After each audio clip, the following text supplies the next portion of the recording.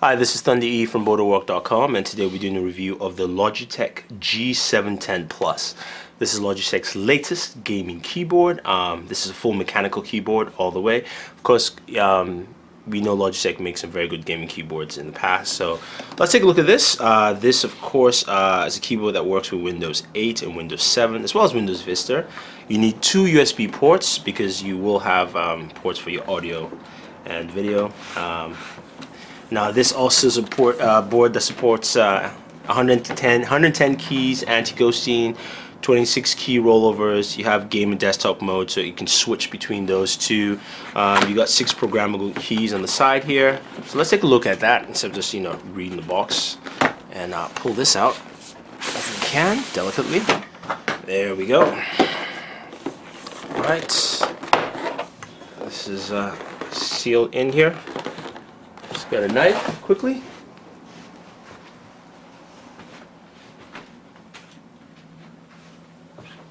Or in this case, a box cutter. Cut that open. Alright. So here is our Logitech G710 Plus, of course. So what do we have here? Let's pull all of this out for our keyboard. Comes with a palm rest too, just so you know. Now, set that aside for a second quickly and pull the rest of the things in the packaging. We do have our guide here, information. We have a palm rest, and that is pretty much what we have in the packaging. So this is the palm rest, which will go with your keyboard. Very simple, easy to attach. Just put that down.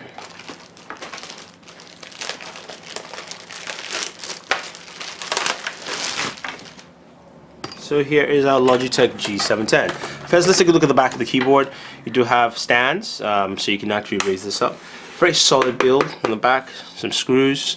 Then, the keyboard itself, you can see, it's a full mechanical keyboard. Did you hear that? Your 6 programmable keys here on the left. You do have media controls on the top right-hand corner, which you have your stop, pause, back and forth. You have volume key here, so it's actually like a volume roller, if you will. You've got a mute button here. You also have your LED indications for your function keys here, and then you do have your illumination for your desktop.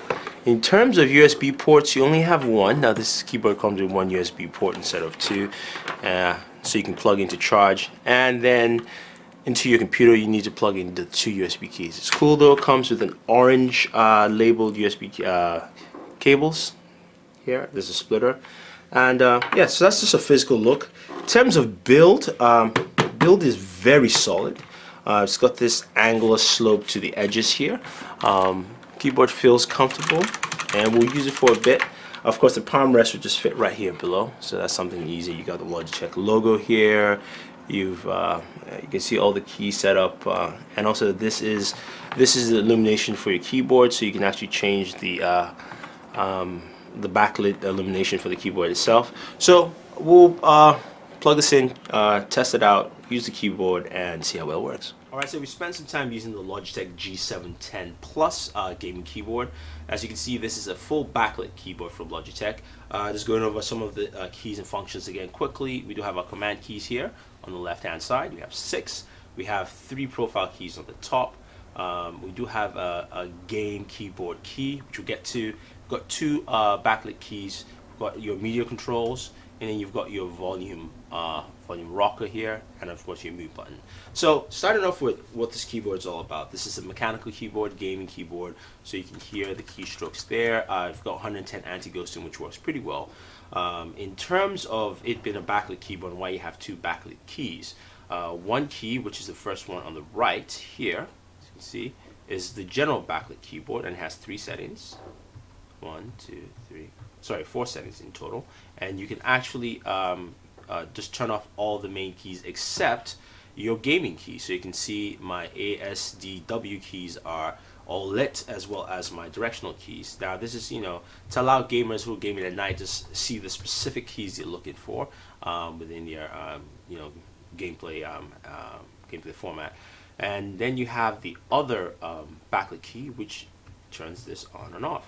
So I can have that off, and I can have my other keys on. Now you can see that well. So you can actually select what key sets you want, but it's all dependent on your gaming keys and then regular key sets on your system. Now, in terms of media controls, you have media controls that work automatically, of course, with Windows Media Player. In 5, 4, 3, 2. You can hear Snatch Hatch there. I can play, pause. Hi, this is Snatch Hatch from Booredatwork.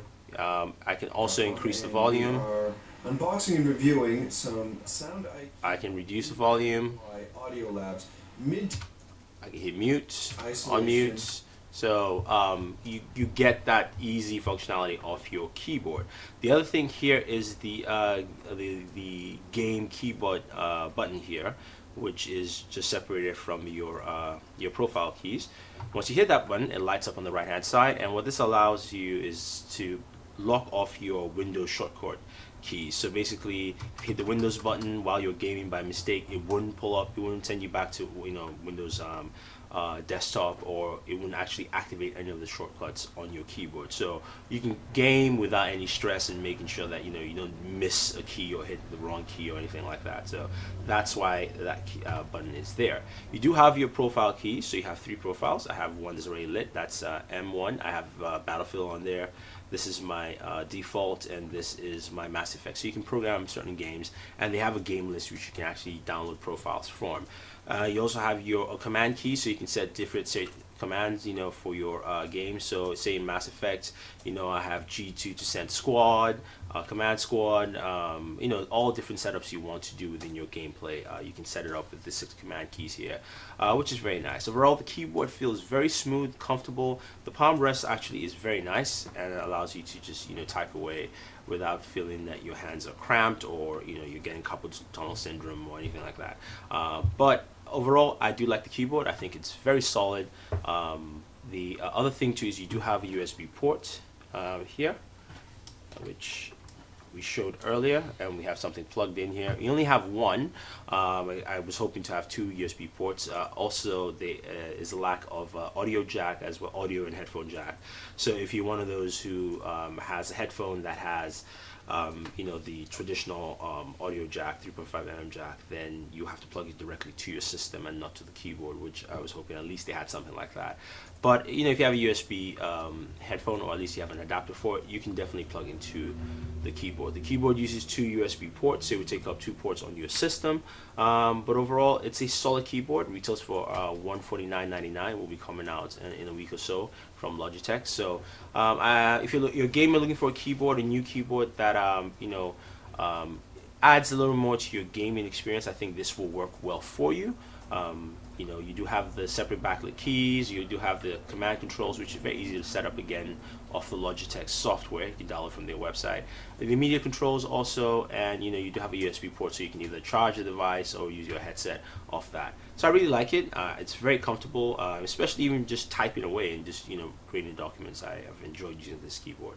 So if you guys have any questions or any comments, let us know. Don't forget to subscribe to all our pages on Twitter, Facebook, and YouTube. It's all Booredatwork with 2 O's. So this is Thunder E saying thank you, and always enjoy entertainment.